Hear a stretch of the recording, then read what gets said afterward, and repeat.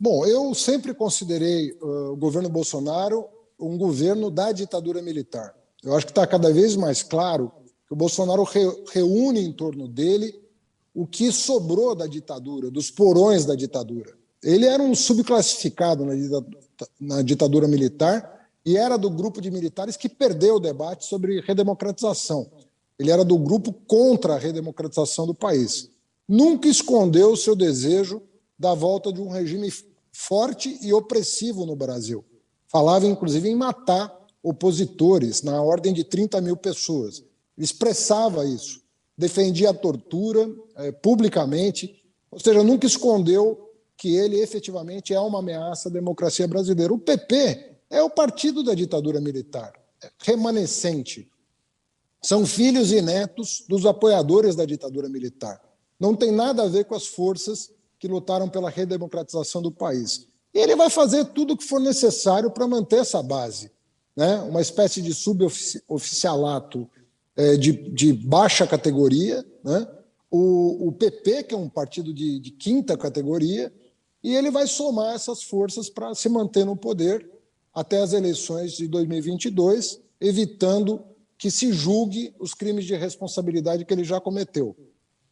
Ele espera uma melhora do quadro econômico e sanitário, o que provavelmente vai acontecer em virtude do descalabro da sua gestão, ou seja, nós vamos ter algum respiro ano que vem, e ele conta com isso para ir para o segundo turno em condições de vencer as eleições.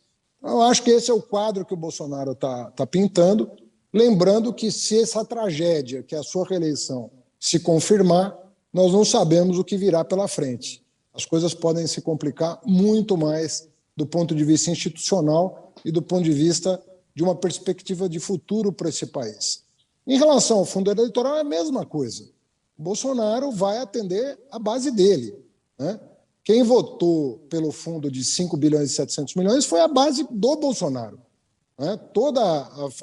Todas as forças progressistas votaram contra o aumento do valor do fundo eleitoral. Eu sou, por exemplo, a favor do financiamento público em patamares modestos, para que os partidos não virem reféns das grandes empresas, como acontecia no passado.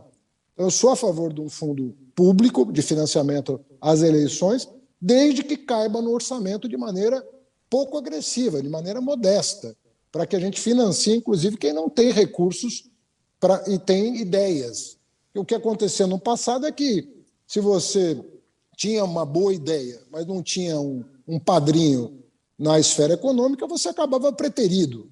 E o fundo público garante que todo cidadão tem acesso a se eleger, né, para qualquer cargo, porque é a sociedade que está financiando a democracia.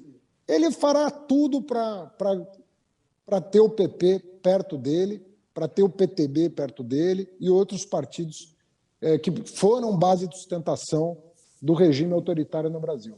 Então, se você simplesmente corrigisse o fundo pela inflação, mantendo os seus valores reais, eu acho que você teria aí um argumento muito bom e adequado, né, condizente com o que já foi feito.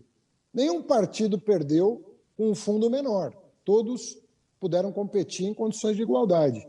Então, o que eu faria é o fundo original, que já foi aceito pela sociedade, corrigindo pela inflação. Não vejo razões para triplicar. Imagina você, é um escândalo, no meio dessa pobreza toda, você triplicar um fundo eleitoral. Tem cabimento que fizeram. Mas eu acho que quando há uma ameaça às instituições, tem que haver um acordo prévio de segundo turno. Nós não podemos correr o risco de acontecer em 2022 o que aconteceu em 2018. É um absurdo isso para o país. Imagina você mais 4 anos de governo Bolsonaro. Eu não sei se as pessoas se dão conta do que isso está representando em termos de imagem do Brasil no exterior, em termos de compromisso com o futuro da educação, meio ambiente, ciência e tecnologia, cultura, o desastre que esse senhor está promovendo no nosso país. Então, eu sou a favor, e sempre fui, de um pacto de segundo turno, né? Quem se viabilizar bem, eu sou daqueles que torcem para o Bolsonaro não ir para o segundo turno, que eu acho que aí nós teríamos um segundo turno maravilhoso, em que propostas democráticas fossem apresentadas para a sociedade e a sociedade julgasse a conveniência de ter um programa mais liberal, mais desenvolvimentista, mais social-democrata ou menos trabalhista. Enfim, se você tivesse um compromisso com a democracia, o melhor cenário de segundo turno seria esse. Eu, como cientista político, eu, como cidadão, torço. Como cientista político, eu não acredito que isso vá acontecer, porque eu não vejo esse derretimento do bolsonarismo que as pessoas apregoam.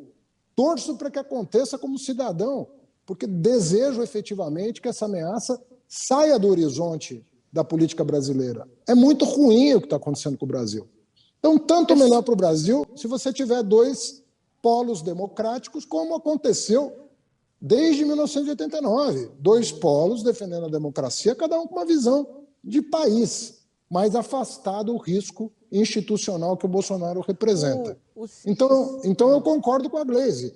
Não dá para colocar o Bolsonaro no mesmo balaio que os outros partidos, PSDB, PT, PDT, é outra coisa. Por exemplo, vamos ser objetivo aqui. O Dória tem uma visão de economia muito diferente da nossa. Então, você imaginar uma aliança de primeiro turno entre Lula e Dória é uma dificuldade razoável. Por quê? Porque a maneira como ele conduz e vê o mundo é muito diferente da nossa. Agora, eu acho que mesmo o Dória vai repensar a postura que teve em 2018, quando associou seu próprio sobrenome, o sobrenome do pai dele.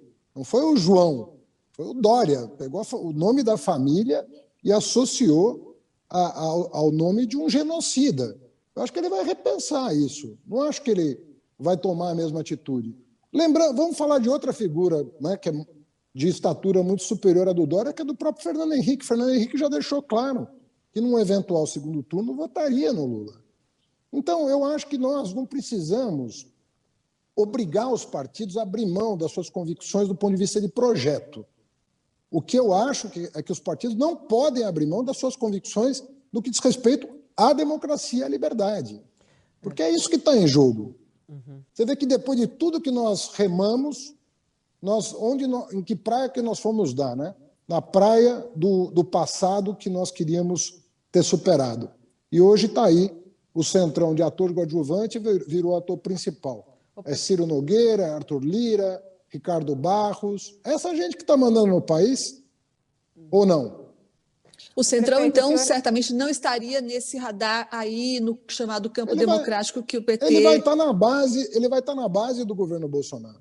Ele vai estar na base de apoio ao governo Bolsonaro até o fim. Eu apostaria, inclusive, que o Bolsonaro deve se filiar ao PP para concorrer às eleições. O PP também já esteve na base do governo Lula, não é, prefeito? É isso que eu falei para você. Como ator coadjuvante, tanto do Fernando Henrique quanto do Lula. O Fernando Henrique chegou a ter outdoor em São Paulo com o Maluf, né? Ele concorrendo ao governo do Estado e o Fernando Henrique concorrendo à presidência. Mas eles eram atores coadjuvantes, eles não eram o ator principal. Hoje, eles mandam no país.